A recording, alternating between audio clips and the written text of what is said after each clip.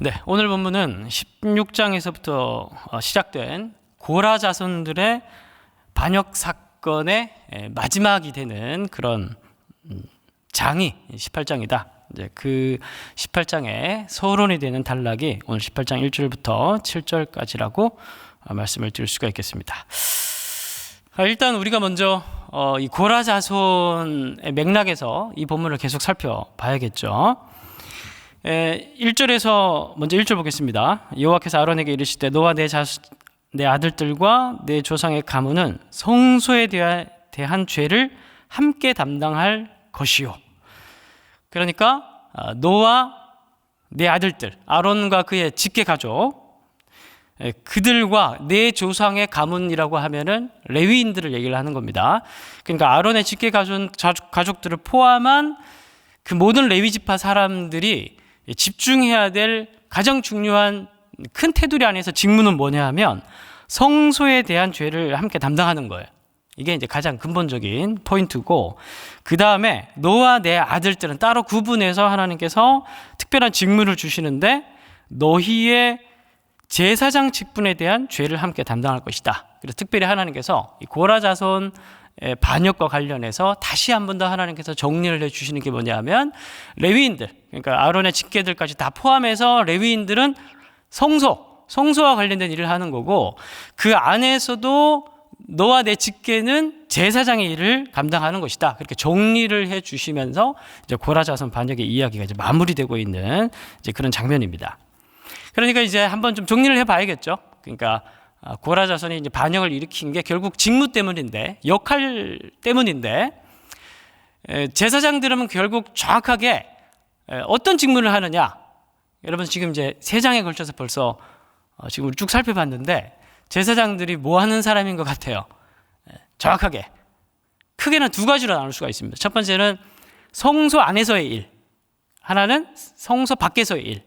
성소 안에서의 일은 뭐냐 하면은 이제 뭐 크게는 지성소와 성소까지 합쳐가지고 성소라고 얘기하기도 하는데, 그러니까 지성소가 1년에 한 번 들어가죠. 대제사장이 1년에 한 번 들어가기 때문에 사실은 이제 지성소와 관련된 일은 지성소로 못 들어가게 하는 게 가장 큰 일이고, 그 외에는 특별히 할 일은 없습니다. 성소 안에서의, 이제 지성소와 붙어 있는 성소 안에서의 일이 좀 번거로워요. 그게 이제 제사장들이 해야 될 가장 중요한 일인데, 성소 안에는 3가지가 있습니다. 3가지를 해야 됩니다. 첫 번째가 불 꺼트리면 안 됩니다.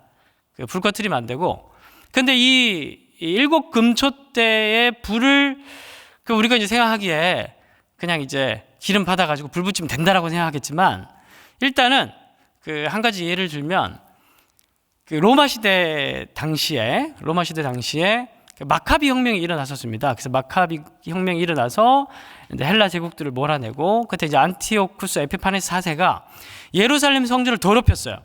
그래서 거기에 제우스 신상을 세우고 또 돼지로 제사하게 만들고 막 그러면서 성소를 더럽혔습니다.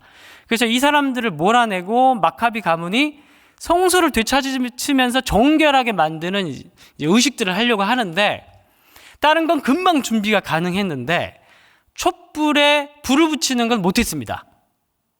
왜냐하면 그 규례대로 성소 안에 있는 촛불에 불을 붙이기 위한 기름을 준비하는데 일주일이 넘게 걸렸어요. 그러니까 우리가 생각하듯이 그렇게 쉽게 기름이 준비되는 게 아닌 거예요. 기름 준비하는 게 굉장히 번거로운 일이었습니다.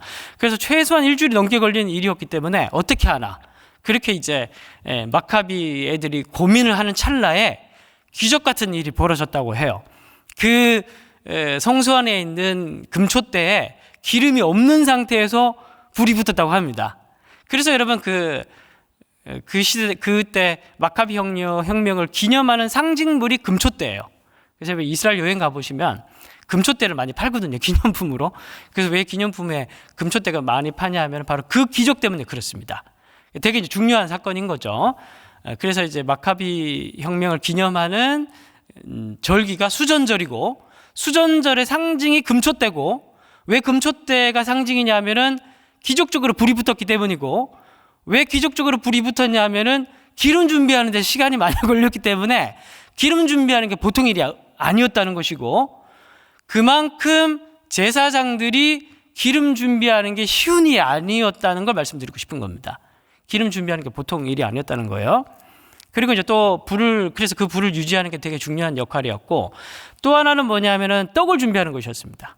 그래서 어디 떡을 옆집 떡집 가서 사오면 되는 게 아니라 이 고운 가루를 빻아가지고 이것도 규례대로 떡을 준비를 했어야 했었습니다. 그래서 이제 진설병 올리고 해야 됐고, 그리고 떡이랑 불이랑 또 하나는 뭡니까? 새벽이라서 귀찮아서 말씀 안 하신 거 다 아시는데, 그죠? 하나는 그쵸, 향기를 끊임없이, 향기가 꺼지면 안 됩니다. 그래서 향기가 날려 그러면은 아무 또 연기를 피우면 안 되고, 이것도 이제 규례대로 해서 향료들을 만들어서 그 규례대로 다 만들어야 되는 겁니다. 저기 빻아가지고 재료를 만들고 준비해서 끊임없이 향기가 하나님을 향해서 기도의 향기가 올라갈 수 있도록 준비를 해야 됩니다. 떡이랑 촛불이랑 향기. 이 세 개를 꺼트리지 않고 지속적으로 준비하는 것만 해도 아론과 그의 직계들이 이거 준비하는 것만 해도 제사장들이 얼마나 힘들었겠습니까? 그렇겠죠? 그리고 이것을 끝이 아니에요. 요 성막 밖의 일은 뭐냐 하면은 이제 오늘 말씀에도 있듯이 하나님께서 정리를 딱 해주십니다. 마지막으로 5절 보시면은 너희는 성소의 직무와 제단의 직무라고 하죠. 크게 두 가지라는 겁니다. 해야 될 게 성소의 직무와 성소 밖에 제단, 뜰에 있는 번제단. 근데 여러분 잘 아시다시피 이스라엘 백성들이 이때 인구가 엄청났잖아요. 그죠? 뭐 학자들마다 좀 다르긴 한데 엄청났습니다. 뭐 제단이 뭐 여러 개 많은 것도 아니고 이제 딱 그 하나의 제단 가지고 제사를 지내는데, 한번 생각을 해보십시오. 그 광야에서 그 번제를 드리면은 그 고기들이 싹 다 탈 때까지, 완전히 전소될 때까지 불을 계속 지펴야 되거든요. 그 요즘처럼 이제 화력이 막 지원할 수 있는 그런 시대도 아니고, 그러니까 나무를 준비해야 될 거 아닙니까? 우리는 그냥 눈앞에 보이는 이 제단에서 드려지는 그것만 상상할 수가 있는데, 그게 아니라 제가 지금 드리고 싶은 말씀은 제단에 불 꺼트리지 않는 것만으로도 이 일도 엄청났다는 거예요. 장작 준비해야죠. 장작 태워야죠. 또 짐승 각 잡아야 되죠. 그리고 기름이랑 살이랑 뼈랑 다 분리해야 되죠. 어마어마한 일들이 이 제단에서 끊임없이 행해져야 했다는 겁니다. 그리고 성소 안에서도 한치 오차도 없이 이 모든 규례대로 이 세 가지를 준비해야 했다는 겁니다. 이게 사실은 아론과 그의 직계는 거의 지시만 했을 거예요. 굉장히 중요한 일들에 대해 지시만 하고, 그리고 제사장들이 입는 옷이 있죠. 이렇게 조끼같이 생겨가지고 여기 보석 박혀 있고, 그리고 형형색색의 제사장 입는 옷이 있습니다. 그걸 입고 이제 이렇게 전도 지휘를 했을 거고, 대부분의 일들은 누가 했을 것 같습니까? 당연히 거룩한 일이니까 구별되어 있는 레위 지파 사람들이 이 일을 다 했을 거란 말이에요. 이 이름도 없이 빛도 없이 장작 패고, 그리고 저기 가루 빻고, 그러면서 이 모든 번거로운 일들을 다 해야 했던 겁니다. 그런데 여러분, 레위의 증손, 그리고 레위 아래 고핫의 손자, 그게 고라 자손이에요. 그리고 고핫 자손의 같은 직계가 아론입니다. 그러니까 고라와 함께 했던 사람이 250명이라고 하는데, 고라 자손이 인간적으로 생각을 해보면 상실감이라든지 아니면 좀 섭섭한 마음이 있을 수도 있겠다, 이런 생각이 들어요, 안 들어요? 당연히 들죠. 왜냐하면 저희들도 가끔 한 번씩 드니까. 그렇지 않습니까? 저는 이제 사역을 한 지가, 제가 이렇게 앳돼 보이지만 벌써 사역을 한 지가 20년이 다 돼갑니다. 20년이 다 돼가는데, 정확하게 19년인데, 제가 한번 말씀을 준비하면 좀 돌이켜 봤습니다. 한번 돌아보면서, 나도 이렇게 이런 고라 자손의 마음이 든 적은 없었던가. 고라 자손의 마음이라는 게 그냥 쉽게 말해서 이런 마음 아니겠습니까? 야, 니들만 제사장이냐? 니들만 왜 멋진 거 아니야? 니들만 왜 존경받고 멋진 옷 입고 드러나고?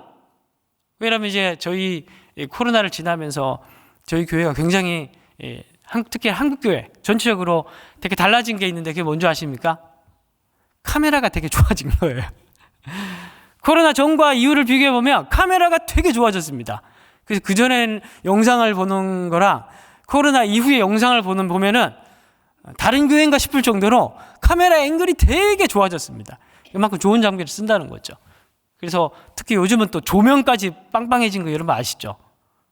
모르시나요? 여러분들 너무 말씀만 집중해서 그런 거고, 저희 교회 요즘 이제 조명도 되게 화려해지고 그렇게 됐습니다.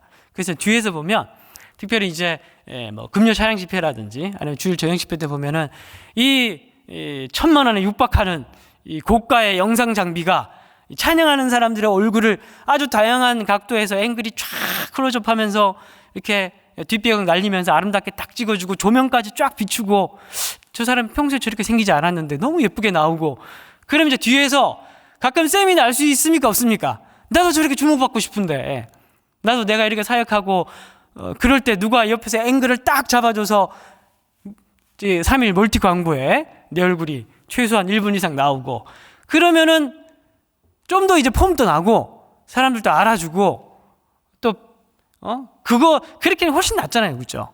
그냥 인간적인 생각에 이름도 없이 빛도 없이 하는 것보다, 어차피 여러분 교회에서 똑같은 일을 하는데, 교회 일을 안 할 거면 상관없고, 그런데 교회 와서 똑같은 일을 할 거면은 그래도 앵글에 잡히고, 그래도 뒷배경이 날아가고, 그래도 좀 누군가 알아주고, 누군가 또 나를 존경해주면 좋고 알아주면 좋고, 그런 거 아니겠습니까? 그런 마음이, 고라 자손이 품었던 마음이 다른 마음이 아니라 사실 그런 마음을 얘기를 하는 겁니다. 저도 이제 한번 돌아보니까 나도 내가 가지고 있는 맡은 직무보다 훨씬 더 폼이 나고, 훨씬 더 내가 하고 싶고, 그런 것들을 하고 싶은 마음이 든 시절은 없었는가? 그냥 한번 돌아봤는데, 제가 이제 19년 정도 사역을 했다고 말씀을 드렸죠. 제 첫 사역의 시작은 중등부였습니다. 공포의 중등부. 왜 공포인지는 제가 딱히 설명을 드리지 않아도 여러분들의 중학생 시절을 돌아보시면 아실 것 같아요. 제가 중등부 사역을 몇 년을 했냐면 세어보니까 7년을 했더라고요. 7년을. 그러니까 뭐 겸직해서 다 포함해서. 그리고 딱 중등부만 담당을 했던 건 중등부 전임을 3년을 했었고, 거의 이제, 근데 여러분 주변에 이렇게 사역자님들은 물어보시면 중등부만 7년을 한 사람은 정말 찾아보기 힘들 겁니다. 그만큼 여러 보직 중에서도 3D 업종 중에 부서 중에 하나고, 왜냐하면은 중학교 1, 2, 3년이 가장 격동의 시기 아닙니까? 그렇죠? 여자애들은 유리 같고 남자애들은 야수 같은 게, 그게 중학생 시절이거든요. 그리고 1, 2, 3학년이 다 다릅니다, 느낌이. 중3 정도 되면 어른 같고, 중1은 아직 초등학생 같고, 중2는 인간이 아닌 것 같고, 그게 이제 중학생들의 1, 2, 3학년들이에요. 그러니까 이게 설교를 준비할 때도 어느 초점에 맞춰 설교해야 될지를 너무 고민했던 그 기억이 나더라고요. 그래서 너무 힘들었고 되게 이제 그런 시절이었습니다. 그래서 제가 그때는 제 소원이 뭐였냐면 고등부 사역자가 되는 것이었어요. 중등부 사역을 7년 하면 제가 바람이 뭐였냐면 내년에는 꼭 고등부에 올라가야지. 제가 그런 생각들을 했었습니다. 제가 이제 첫 사역지에서 또 중등부 사역 이렇게 하다가 그 다음 사역지로 옮길 때, 이제 교회 사역지도 다른 데랑 마찬가지로 뽑을 때 경력자를 뽑거든요. 그러니까 그 다음 교회 갈 때도 경력자를 뽑으니까 일단은 가야 되니까 중등부라고 쓸 수밖에 없지 않습니까? 그래서 지원도 중등부를 할 수밖에 없고, 그 다음 사역지도 어쩔 수 없이 중등부를 시작하게 됐는데, 근데 이제 진짜 원치도 않은 중등부를 그런 식으로 7년을 하게 된 겁니다. 제가 가서도 기도했는데 고등부로 좀 가게 해주십시오, 하나님. 근데 한 번, 제가 20년 가까이 사역했지만 한 번도 고등부를 한 적이 없습니다. 하나님께서 한 번도 제가 원하는 걸 들어주시지 않은 거예요. 사실 지금도 제가 뭐 청장년을 하고 있고, 또 그거랑 이제 또 같이 해서 이제 성경을 성도들에게 성경을 또 쉽게 이제 가르쳐 드리는 세미나 사역이라든지 이런 걸 이제 또 준비하고 하는 일들을 하는데, 돌아보니까 이 사역도 사실은 제가 하고 싶어서 한 게 아니었습니다. 어쩌다 보니 하게 된 거예요. 어쩌다 보니. 원래 제가 하고 싶은 건 따로 있었는데, 그런데 어쩌다 보니 마치 이제 물이 있고 물이 흘러가는데 배가 띄워져 있으니 어쩔 수 없이 물 따라 흘러가듯이 하다 보니 이걸 하게 된 것 같아요. 하다 보니 중등부를 7년을 했고 하다 보니 성경 가르치는 사역을 하고 있고, 제가 이제 무슨 말씀을 드리고 싶은가 하면 우리는 이제 교회 사역을 하면서 집사보다는 그래도 장로가 낫고 또 집사보다는 권사가 낫고 또 일반 팀원보다는 리더나 간사가 더 낫고, 똑같은 일을 하면은 똑같이 이제 교회 일을 한다고 하면은 그래도 더 주목받는 일을 하면 더 좋든지, 그게 관심 없는 사람이라면 내가 하고 싶은 걸 하는 게 더 낫든지, 되게 나 중심적인 생각들을 하잖아요. 교회 직무를 생각을 할 때. 그런데 여러분, 물론 좋습니다. 나쁘다는 거 아니에요. 나쁘다는 게 아니고, 그런데 그거보다 훨씬 더 중요한 원칙이 있다는 걸 말씀을 드리고 싶은 겁니다. 그게 뭐냐면 6절입니다. 6절을 다 같이 한번 읽어보겠습니다. 6절 시작. 보라, 내가 이스라엘 자손 중에서 너희의 형제 레위인을 택하여 내게 돌리고 너희에게 선물로 주어 회막의 일을 하게 하였다. 고라 자손의 얘기 아닙니까? 그죠? 일반적인 레위 사람들. 회막의 일을 하게 하였나니, 그 직무를 하나님께서 고라 자손들에게 맡긴 그 마지막 얘기가 이제 회막 일을 하게 했다는 건데, 그 근본적인 원리와 원칙, 신학적인 배경을 앞에 얘기를 하신 거예요. 회막의 일을 하게 했는데, 우리로 얘기를 하자면 여러분들이 속해 있는 어느 부서나 일을 하고 있는데, 교회 직무를 감당하고 있는데, 그 일을 하게 된 근본적인 원리, 신학적인 원칙, 그게 앞에 있는 말씀이에요. 그게 뭐냐 하면 레위인을 어떻게? 첫 번째, 택하여. 하나님 선택하신 거예요, 먼저. 그리고 그 다음에 어떻게 했어요? 내게 돌리고. 하나님께 자기에게 먼저 돌렸어요. 그리고 그 다음 뭐예요? 너희에게 선물로 준 거예요. 그리고 회막의 일을 하게 된 겁니다. 저는 이제 오늘 말씀의 핵심이 이거라고 봅니다. 고라 자손이 이걸 이해하지 못했고, 이 부분을 내면화하고 깨닫지 못했기 때문에 이 사단이 났다고 저는 생각을 합니다. 만약에 우리가 교회 안에서 여러 가지 직무를 담당하다가 시험에 빠지거나 여러 가지 문제가 생겼다고 하면 여러분들은 꼭 민수기 오늘 말씀에 이 6절을 기억하시기 바랍니다. 여러분 6절 다시 보시면은 택하여 내게 돌렸다는 말씀이 나오죠. 이거 굉장히 중요한 맥락인데 말씀 한번 띄워주십시오. 출애굽기 4장 22절. 너는 바로에게 이르기를 여호와의 말씀에 이스라엘은 내 아들 뭐라고요? 내 장자다. 이스라엘. 내가 내게 이르기를 내 아들을 보내주어 나를 섬기게 하라 하여도 내가 보내주기를 거절하니 내가 내 아들 내 장자를 죽이리라 하셨다. 그러니까 이집트 10번째 재앙, 장자의 재앙이죠. 장자의 재앙이 일어나게 된 맥락을 지금 하나님께서 말씀하시는 장면인데, 여기 중요한 건 뭐냐면 하나님께서 이스라엘을 뭐라고 부르시는 겁니까? 장자라고 부르죠. 초태생. 잘 알고 계시겠지만 구약 성경에서 초태생, 첫 번째 것을 하나님께 드리는 것은 어떤 의미를 가지고 있습니까? 그렇죠. 영광을 돌리는데 조금 더 구체적으로 얘기를 하면은 초태생을 드린 첫 번째 것을 드린다는 것은 전부가 하나님의 것이라는 것에 대한 신앙 고백이죠. 다 드려야 되는데, 다 하나님 주신 거니까 다 드려야 되는데 다 드리면 안 되니까 일단 먹고 살아야 되니까, 그래서 상징적으로 첫 번째 것을 드리는 겁니다. 그러면서 모든 것이 다 하나님께로부터 왔다는 것에 대한 표징적이고 신앙 고백의 의미로 처음의 것을 드리는 거예요. 이스라엘을 따로 구분해가지고 내 장자라고 얘기하는 것은 온 세상이 나의 것이라는 것에 대한 소유권 주장이라는 겁니다. 모든 민족이 다 내 것이고 온 세상이 내 것이라는 것에 대한 표징으로 이스라엘을 구분을 하신 거예요. 이스라엘을 택했다는 의미가. 그래서 이스라엘 역사가 전 세계의 구속 역사의 원리가 되는 겁니다. 마찬가지로 이거를 레위인들에게 한번 적용을 해봅니다. 민수기 8장 16절에서 19절. 민수기 8장 16절에서 19절입니다. 그러니까 오늘 민수기 보고 있어요. 그 앞에 어떤 구절이 있었는지 여러분들이 묵상을 했을 부분이지만 한번 다시 정리를 해드리는 겁니다. 그들은 이스라엘 중에서 자손 중에서 내게 온전히 드림받은 자라. 이스라엘 자손 중 곧 모든 뭐요? 초태생, 곧 모든 처음 태어난 자 대신 내가 그들을 취했다. 이스라엘 자손 중에서 처음 태어난 것은 사람이든 짐이든 다 내게 속하였은즉 내가 애굽 땅에서 모든 처음 태어난 것들을 치던 날에 그들을 내게 구별하였습니다. 이러므로 내가 이스라엘 자손 중 모든 처음 태어난 자 대신 레위인을 택했다. 이해가 되십니까? 그러니까 이스라엘 자손 그 안에서 보면 이스라엘 자손에 대한 소유권 주장은 이스라엘 자손들이 스스로 우리는 하나님의 것이라는 고백을 하려면 어떻게 해야 돼요? 장자를 드려야 되는 겁니다. 근데 장자를 다 드릴 수는 없잖아요. 실제 현실로 돌아와서는. 그런 의미로 하나님께서는 12지파 중에 레위인을 따로 구분을 해가지고 장자 대신 받은 겁니다. 이해가 되시죠?